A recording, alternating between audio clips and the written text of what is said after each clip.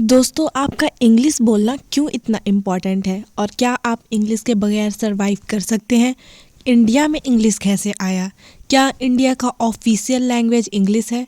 और आप 2024 में फ्लुएंटली कैसे इंग्लिश बोल सकते हैं, इस वीडियो में हम जानेंगे। So welcome to protractor. We will talk how you can be a fluent English speaker in 365 days. अगर आप मेरे तरीके को फॉलो करते हो then definitely you will enter in your 2025 as a fluent English speaker.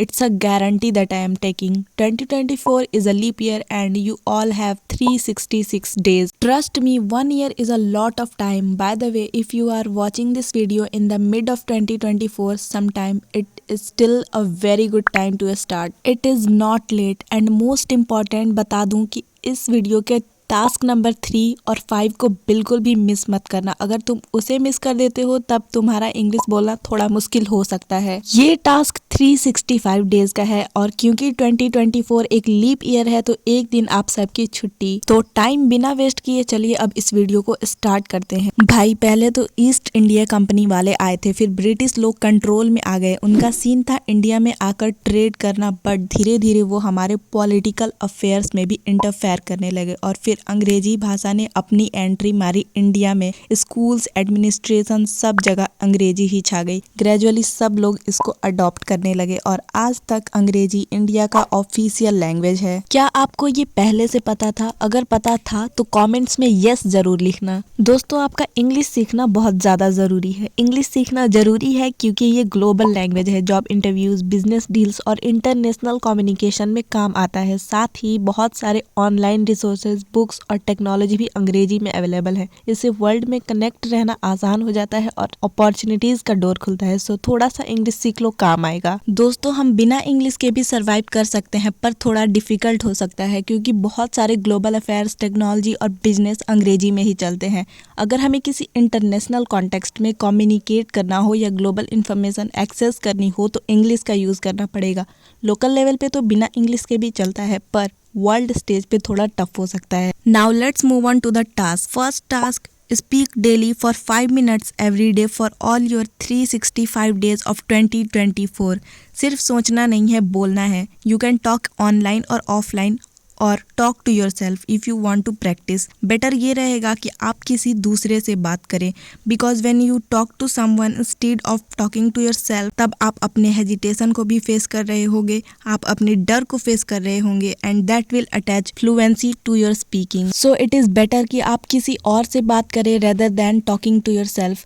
If you are feeling shy then आप mirror में खुद से इंग्लिश में बातें करो। Speaking is the most important activity, everything comes later. Now let's move on to our second task, that is one new word every day. It means vocabulary. Just buy any book for vocab or adopt any YouTube channel for vocab. Learn करो उस word को, then memorize करो और उस word के बारे में सोचो for about 1 to 2 minutes and think कि आप उस word को एक sentence में कैसे यूज कर सकते हो। And मैं सजेस्ट करूंगी कि vocab के लिए एक नोटबुक रखो and put it down और write it down। और ये आपको हर रोज 365 डेज तक लगातार करना है और आपके पास होगा 365 वोकैब जिसे आप अपने इंग्लिश स्पीकिंग में यूज कर सकते हैं। थर्ड टास्क इज, अगर आपको एक मास्टर इंग्लिश स्पीकर बनना है so read 1 page every day. Reading is की टू योर फ्लुएंसी। रीडिंग से सिर्फ आपकी इंग्लिश इंप्रूव नहीं होगी बल्कि आपकी थिंकिंग भी इंप्रूव होगी। Reading will change the way you think, so make sure you read 1 page every day for 365 days. जब आप शुरू करोगे डेली एक पेज पढ़ना then you will feel difficult and boring in beginning, but अगर आप गो थ्रू हो जाओगे देन एक पेज रीड करोगे then you will not stop at 1 page. आप पढ़ते चले जाओगे एंड कब आप 10 पेजेस पढ़ लोगे पता भी नहीं चलेगा। There are so many books available in the market. You can pick any of them or you can pick your own class book also. Next, move on to our fourth task. अब क्या बचा है? Yes, writing.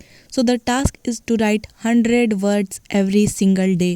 Believe me, 100 words is nothing.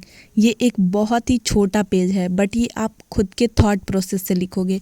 ये कुछ भी हो सकता है, आपके बारे में, आपके गोल्स के बारे में, आपके फ्यूचर के बारे में, आपकी फैमिली के बारे में, आपके साथ कोई प्रॉब्लम चल रही है। It could be anything. Writing trains your brain to think better. When you are writing, then there is always a question mark कि क्या आप इसे अगली बार इससे बेटर लिख सकते हो। You can write it anywhere, it could be your laptop, your iPad और in notebook. Personally I love using pen and notebook because it will improve my handwriting as well.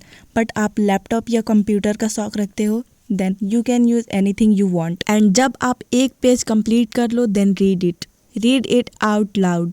ये एक practice की तरह है, it's an exercise. And अगर आप जब अपनी इंग्लिश प्रोग्रेस कर रहे होगे, देन प्लीज़ आकर अपनी प्रोग्रेस मेरे साथ कमेंट में शेयर कर देना।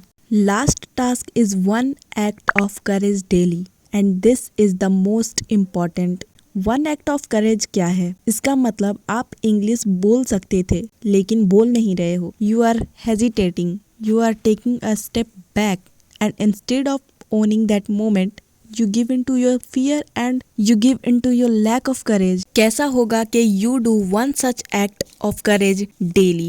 It's a choice. आप अपने घर वालों से, अपने बेस्ट फ्रेंड से, अपने फ्रेंड से, अपने पार्टनर से इंग्लिश बोल सकते थे बट आपने बोला नहीं। If you want to learn this language, then make this language a habit. English आपकी ऑफिशियल लैंग्वेज है एंड आपको ये सीखनी होगी। Pay attention to your English. 365 days a long period, use it. आज की वीडियो के लिए सिर्फ इतना ही। अगर आपको ये वीडियो हेल्पफुल लगी हो तो मेरे चैनल को सब्सक्राइब कर देना और इस वीडियो को लाइक कर देना और बेल बटन को प्रेस कर देना ताकि मेरी कोई भी नई वीडियो आए तो आपको सबसे पहले पता चल जाए।